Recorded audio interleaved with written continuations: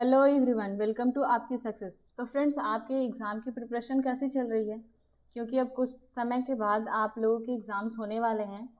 सारे एग्ज़ाम्स धीरे धीरे क्लियर होने जा रहे हैं। तो आप भी अपने एग्ज़ाम्स की प्रिपरेशन को बनाए रखिए और टाइम का अच्छे से यूटिलाइज़ कीजिए, क्योंकि टाइम बहुत कम है। और इसी टाइम में आपको पीटी तो क्लियर हो गया, क्योंकि पीटी तो पासिंग मार्क्स होता है। और मेंस हम लोग को क्या करना है, मेंस सिलेक्शन होता है। मेंस पे तो अच्छे से प्रिपरेशन करना है और कोशिश करना है कि बिहार दरोगा क्लियर हो जाए। तो चलिए, ज़्यादा टाइम ना लेते हुए आप लोग का हम अपने क्वेश्चंस को स्टार्ट करते हैं। आज के इस वीडियो का हमारा फर्स्ट क्वेश्चन है, विशाल ने 150 रुपए 4 वर्ष के लिए संदीप को तथा 600 रुपए 2 वर्ष के लिए दीपक को उधार दिए। यदि कुल साधारण ब्याज 90 रुपये हो तो ब्याज दर क्या है? तो फ्रेंड्स, जैसा कि मैंने बताया है कि यहाँ पे सारे क्वेश्चंस आपको शॉर्ट ट्रिक्स पे बताए जाएंगे। तो आप उसको अच्छे से ध्यान से देखिए और कोशिश कीजिए कि उस शॉर्ट ट्रिक्स को सीख सके। तो देखिए यहाँ पे क्या होगा, विशाल क्या कह रहा है, विशाल ने 150 रुपए 4 वर्ष के लिए संदीप को दिए और 600 रुपए 2 वर्ष के लिए किसको दिए, दीपक को दिए। तो एक चीज मैं बता देती हूँ, ये साधारण ब्याज का है, यानी सिंपल इंटरेस्ट का क्वेश्चन है। तो सिंपल इंटरेस्ट एक निकालने का तरीका भी क्या है, शॉर्ट ट्रिक्स क्या है, यहाँ क्या लिखेंगे, यहाँ होगा rate multiply time. Rate multiply time करके भी हम ऐसा ही निकाल सकते हैं, या ए मल्टीप्लाई क्या करके टाइम करके भी हम क्या निकाल सकते हैं, ऐसा ही निकाल सकते हैं। अब देखिए यहाँ पे क्या है हम लोग के पास, यहाँ हम लोग के पास 150 रुपया दिया हुआ है जो कि मूलधन है, और 4 वर्ष टाइमिंग दिया हुआ है। किसको दे रहा है, संदीप को दे रहा है। कौन दिया है, विशाल दिया है। और 600 रुपया 2 वर्ष के लिए किसको दे रहा है, दीपक को दे रहा है। ठीक है, तो ये दो लोग को दे रहा है। उसके बाद क्या क्वेश्चन में करा है, कुल साधारण ब्याज 90 रुपया हो रहा है। कुल साधारण ब्याज कहने का मतलब क्या है कि जो उसको संदीप से और दीपक से मिला है, उन दोनों को क्या किया है, ऐड कर दिया है।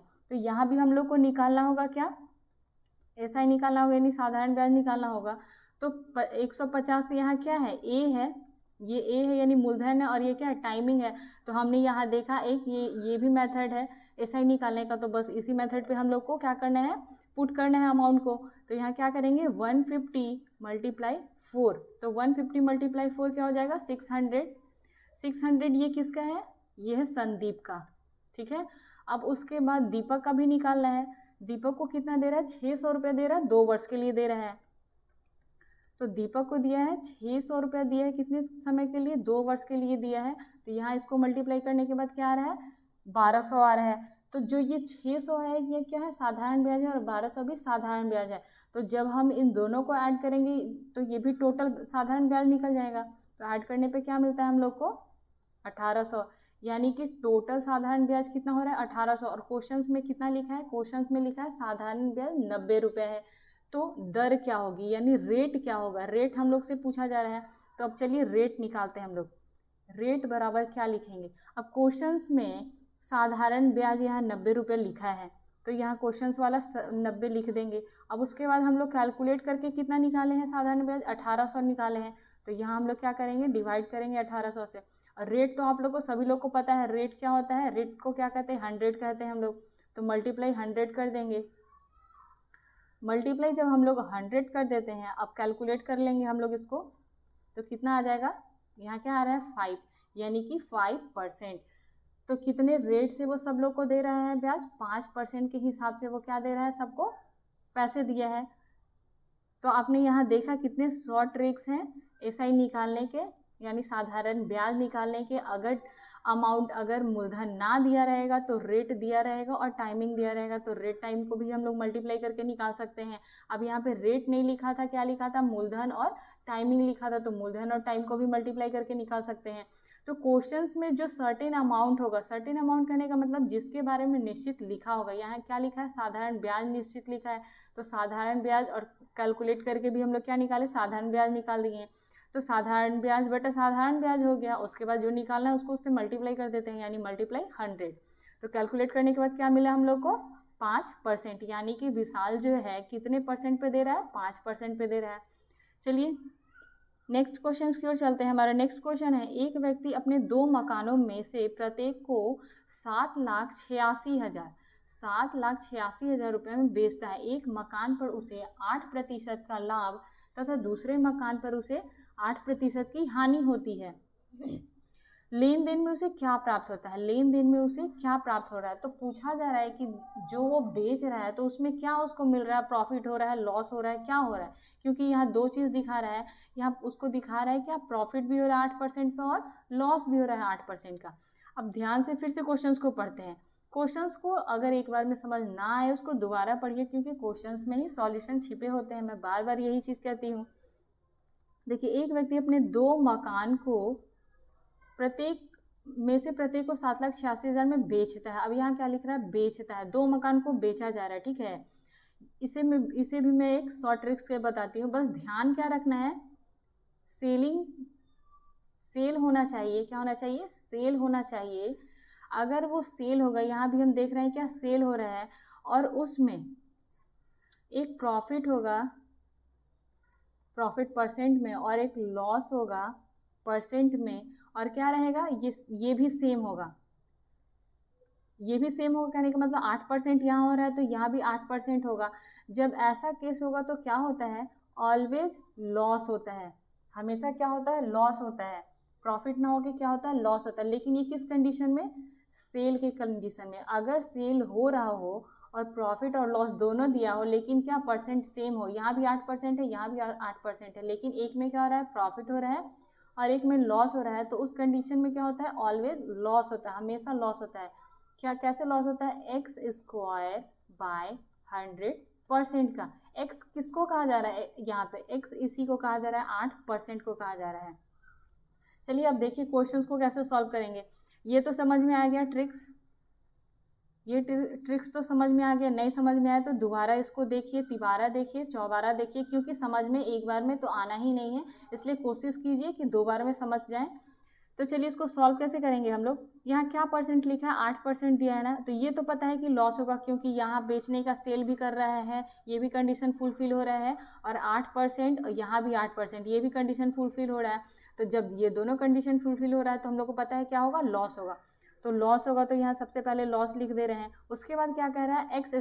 x क्या होगा यहाँ पे? x ये परसेंट शो करेगा, कितना परसेंट? तो x², 8 × 8 बाय 100%। तो 8 × 8 क्या हो गया यहाँ पे? 64/100% इक्वल टू 0.64%। ये क्या हो रहा है? ये लॉस हो रहा है, यानी कि 0.64% का लॉस हो रहा है जब वो 2 मकान बेचता है 7,86,000 में। 7,86,000 में जब 2 मकान बेचता है, एक पर उसे 8% का लाभ और दूसरे पर हानि होती है 8% की, तो जब पूरा कैलकुलेशन साथ में होगा, यानी पूरा कैलकुलेशन साथ में किया जाएगा, तो उसको क्या होगा? लॉस होगा 0.64% का। आई होप फ्रेंड्स आप लोग को समझ में आ रहा हो। तो हमारा नेक्स्ट क्वेश्चन है, एक व्यापारी अपने प्रत्येक वस्तु पर इतना मूल्य अंकित करता है कि इस पर 20% छूट देने से उसे 25% लाभ होता है। यदि किसी वस्तु का क्रय मूल्य 432 हो तो अंकित मूल्य क्या होगी? तो क्या कहा जा रहा है? अंकित मूल्य अंकित करता है कि 20% का छूट देने से उसे 25% का लाभ होता है। यदि किसी वस्तु का क्रय मूल्य, यहाँ देखिए क्रय मूल्य भी दिया हुआ है, तो अंकित मूल्य बताना है, यानी कि MRP हम लोग को फाइंड करना है, यानी MRP कितना होगा। तो MRP, ऐसे क्वेश्चंस को सॉल्व करने से पहले सबसे पहले हम लोग को क्या लिखना है? CP लिखेंगे, उसके बाद MRP और SP। CP में तो पता है क्रय मूल्य, MRP अंकित मूल्य और SP सेलिंग प्राइस। अब देखिए जैसे जैसे क्वेश्चंस में लिखा है, एक व्यापारी अपने प्रत्येक वस्तु पर इतना मूल्य अंकित करता है कि इस पर 20% का छूट देता है। तो फ्रेंड्स आप लोग को याद होगा, मैंने बताया था छूट ऑलवेज किस पे दिया जाता है? छूट हमेशा MRP पे देते हैं। और प्रॉफिट और लॉस किस पे दिया जाता है? प्रॉफिट और लॉस दिया जाता है CP यानी क्रय मूल्य पे दिया जाता है। तो यहाँ क्या कर रहा है? 20% छूट दे रहा है, तो 20% छूट देने के लिए हम लोग को सबसे पहले MRP दिखाना होगा कि MRP कितना है। तो मान लेते हैं कि MRP कितना है, हम लोग के पास 100 है। तो जब MRP 100 है और 20% का छूट देता है, तो जब 20% का छूट देगा तो कितना हो जाएगा? यहाँ 80 हो जाएगा, यानी 80 हो जाएगा। अब देखिए जैसे कि 100 का हम 20% निकालते हैं, 20% निकाले तो कितना आया, 20 आया, यानी 100 में से 20 को माइनस करना होगा, तो 100 में से 20 को माइनस करेंगे तो क्या आ जाएगा, 80 आ जाएगा। वही वाला 80 मैंने यहाँ लिखा है। अब नेक्स्ट उसके बाद क्या लिखा है, देने से उसे 25% का लाभ होता है। कितने का लाभ हो रहा है, 25% का लाभ हो रहा है। तो अब चलिए यहाँ चलते हैं, सीपी फाइंड निकालते हैं। सीपी कैसे निकलेगा, 80 बटा कितने का लाभ हो रहा है, 25% का, 25% का लाभ हो रहा है, यानी कि 125 क्या निकालना है, सीप तो 100। 80 कितने का लाभ होगा, जितने का लाभ होगा बटा, अगर हानि यहाँ होती है तो माइनस करके यहाँ बटा में करेंगे, अगर लाभ होता है तो क्या करेंगे, प्लस करके लिखेंगे, और ये वाला एसपी यहाँ हमेशा कैरी फॉरवर्ड होगा, यानी 80 यहाँ पे। एक समझने वाली बात है, अगर वो सेल कर रहा है 80 रुपए में, सेल कर रहा है 80 रुपए में, यानी कि हम लोग को 80 रुपए में बेच रहा है, तो उसके लिए तो सेलिंग प्राइस है, लेकिन हमारे लिए क्या है, क्रैमुल है, यानी सीपी है। तो क्रैमुल सीपी है, उसके बाद भी ये कह रहा है कि इस पे भी उसको क्या मिल रहा है, 25% का लाभ मिल रहा है। तो 25% का लाभ हम कैसे निकालेंगे, बटा 125 मल्टीप्लाई 100। अब हम लोग इसको कैलकुलेट करते हैं। कैलकुलेट करने पे क्या मिलता है हम लोग को, 16 मल्टीप्लाई 4 यानी कि 64, यानी सीपी हम लोग का कितना आ गया, 64। सीपी कितना आएगा, 64 हो गया है। एमआरपी कितना है, 100 है, और एसपी कितना है, 80 दिया हुआ है। अब उसके बाद हम लोग क्या निकालें, अंकित मूल्य निकालें। अंकित मूल्य देखिए कैसे निकालेंगे, एमआरपी इक्वल टू, अब क्रैमुल आप लोग को क्वेश्चंस में दिख रहा होगा, क्रैमुल का एक अमाउंट लिखा है। क्रैमुल कितना है, क्रैमुल है 432 रुपया, तो 432 रुपये यहाँ क्रैमुल लिख देते हैं। उसके बाद क्वेश्चंस में हम लोग कैलकुलेट करने के बाद हमने कितना निकाला, क्रैमुल 64 निकाला है, तो 64 यहाँ लिख देते हैं। उसके बाद यहाँ भी क्रैमुल, क्रैमुल बटा क्रैमुल, यानी कि कंपैरिजन हमेशा सेम चीज से होना चाहिए, अलग चीज से नहीं होना चाहिए। अगर ऊपर में क्रैमुल है तो नीचे भी क्रैमुल ही होना चाहिए। तो चलिए हमने भी वही किया, ऊपर में क्रैमुल क्वेश्चंस वाला लिखे और कैलकुलेट करने के बाद 64। निकालना क्या है, एमआरपी। एमआरपी हमने कितना माना है, 100, तो मल्टीप्लाई क्या कर देंगे, 100।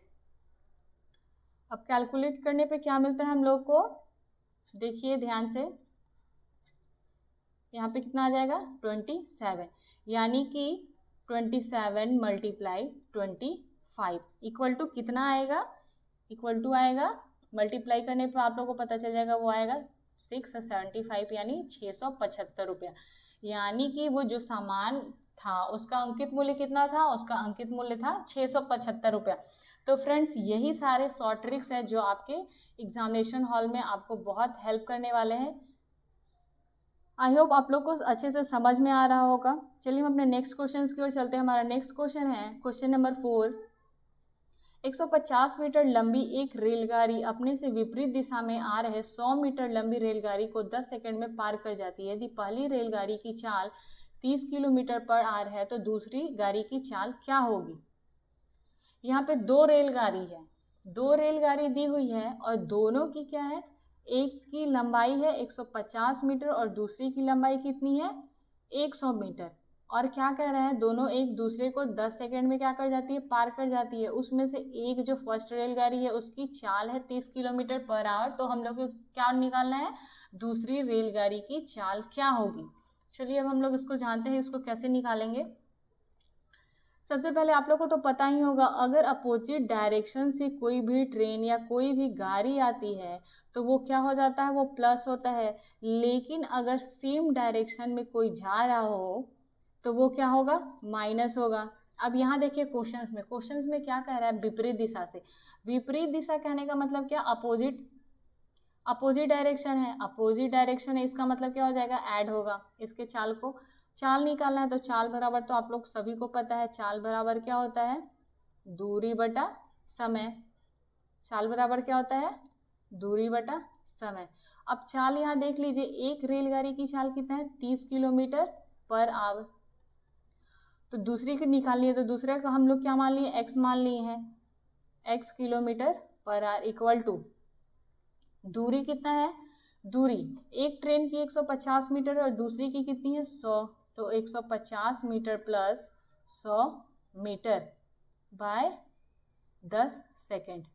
अब एक चीज ध्यान दीजिए, यहाँ किलोमीटर पर आवर है और यहाँ मीटर और सेकेंड में है, तो कोई भी चीज़ सेम होना चाहिए, अलग अलग उसको कैलकुलेट हम लोग नहीं कर सकते हैं। और जब एक गाड़ी की चाल निकालनी है तो चाल किस में होती है, हमेशा किलोमीटर पर आवर में होती है। तो अब हम लोग इसको ना चेंज करके क्या करेंगे, इसको चेंज करेंगे। चलिए इसको चेंज करते हैं, प्लस एक्स इक्वल टू, अब ऐड करेंगे सबको तो क्या हो जाएगा 250/10। यहाँ ध्यान दीजिए सेकंड लिखा है।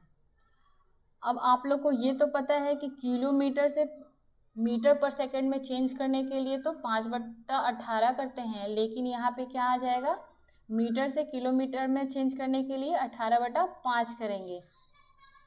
18 × 5 हो जाएगा। चलिए अब इसको सॉल्व करते हैं हम लोग, क्या आ जाएगा करने के बाद 5 हो जाएगा, मल्टीप्लाई करेंगे तो 90, यानी कि 90 30 प्लस एक्स इक्वल टू 90, इसलिए x इक्वल टू क्या आ जाएगा 90 माइनस 30 इक्वल टू 60। तो 60 ये क्या है 60 किलोमीटर पर आवर, यहाँ पे भी क्या होगा किलोमीटर पर आवर, ऊपर वाला भी किलोमीटर। जब चेंज किए हम लोग तो क्या हो गया चेंज हो गया है इसका ये, यानी कि दूसरे जो ट्रेन है रेलगाड़ी है उसकी चाल कितनी है 60 किलोमीटर पर आवर। चलिए अपना नेक्स्ट क्वेश्चन की ओर चलते हैं। हमारा नेक्स्ट क्वेश्चन है, नेक्स्ट क्वेश्चन पढ़ने से तो आप लोगों को लग रहा होगा बहुत भारी भरकम है, यानी बहुत डिफिकल्ट है। अगर आपने मेरे कल मैथ वाले वीडियो को देखा होगा तो मैंने एक शॉर्ट ट्रिक्स को बताया था, तो अगर उसे आपने पढ़ा है तो आपके लिए तो बहुत इजी होगा, लेकिन जिन्होंने नहीं पढ़ा है उनके लिए डिफिकल्ट होने वाला है। लेकिन चलिए मैं उनके लिए भी इजी बना देती हूँ। कल मैंने बताया था अगर किसी भी अगर ऐसे नंबर दिया रहे, अगर उसका इकाई अंक निकालना होगा तो जो नंबर लिखा है उस नंबर का अगर इकाई अंक 2, 3, 7 और 8 होता है तो उसके पावर को किससे डिवाइड करते हैं, उसके पावर को 4 से डिवाइड करते हैं। लेकिन अगर किसी नंबर का इकाई अंक 4 और 9 होता है तो उसके पावर को हम 2 से डिवाइड करते हैं। लेकिन अगर किसी नंबर का इकाई अंक 0, 1, 5 और 6 होता है तो वो क्या होता है नो चेंज होता है। और अगर क्या होता है रिमाइंडर अगर 0 आता है तो क्या होता है पावर 4 हो जाता है। बस इसी रूल को फॉलो करना है और इससे हमेशा ध्यान रखिए क्योंकि इससे बहुत सारे क्वेश्चंस इजीली बन जाते हैं। चलिए अब इसी के थ्रू क्वेश्चंस को सॉल्व करते हैं। यहाँ क्या लिखा है 2464 का इकाई अंक क्या है, इकाई अंक 4 है। अभी हमने यहाँ देखा अगर उसका इकाई अंक 4 या 9 होता है तो उसके पावर को किससे डिवाइड करते हैं 2 से डिवाइड करते हैं। तो इसका पावर कितना है 1793। तो 1793 को हम लोग चलिए 2 से जब डिवाइड करेंगे तो आप लोग को पता है जाहिर सी बात है इसका क्या आ जाएगा रिमाइंडर 1 आएगा। चलिए अब 2 से डिवाइड करना है तो 2 से डिवाइड कर ही लेते हैं। 16 1 9, 9 टाइम्स 18, 13, 6 टाइम्स 12, तो क्या आया 1 आया ना रिमाइंडर। तो जो ये 1 आया इसका पावर इसके ऊपर चढ़ा देंगे, यानी कि 2464 का पावर क्या आ जाएगा 1 आ जाएगा। मल्टीप्लाई, अब यहाँ देखिए इसका इकाई अंक क्या है 5 है, मैंने यहाँ लिखा है 0, 1, 5 और 6 का क्या होता है नो चेंज होता है, यानी कि यहाँ क्या आ जाएगा 5 आ जाएगा। यहाँ इतना लंबा लिखने से कोई फायदा नहीं है फ्रेंड्स, क्या लिखेंगे केवल 4 लिखेंगे, 4 का पावर 1 मल्टीप्लाई 5, फिर से मल्टीप्लाई का साइन देंगे क्योंकि यहाँ पे मल्टीप्लाई का साइन है। उसके बाद क्या लिखा है, अब यहाँ देखिए यहाँ क्या लिखा है 1 लिखा है, यानी इसका इकाई अंक 1 है तो 1 के लिए मैंने क्या लिखा है 1 के लिए भी मैंने लिखा है नो चेंज, तो यहाँ भी हम लोग 1 लिख देंगे।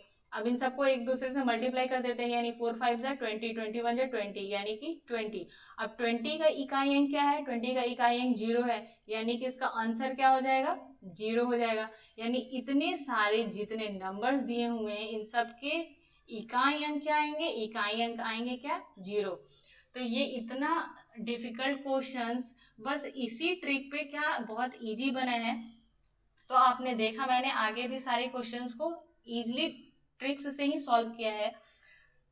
तो फ्रेंड्स, अगर आप मेरे चैनल पे हमारे चैनल पे नए हैं तो इसे सब्सक्राइब कीजिए ताकि आपको और अच्छे से अच्छे ट्रिक्स और शॉर्ट से शॉर्ट ट्रिक्स को मिल सके और आपके क्वेश्चंस को हम लोग इजी बना सके। तो चलिए हम नेक्स्ट वीडियो में मिलते हैं कुछ नए क्वेश्चंस के साथ। तब तक के लिए थैंक यू।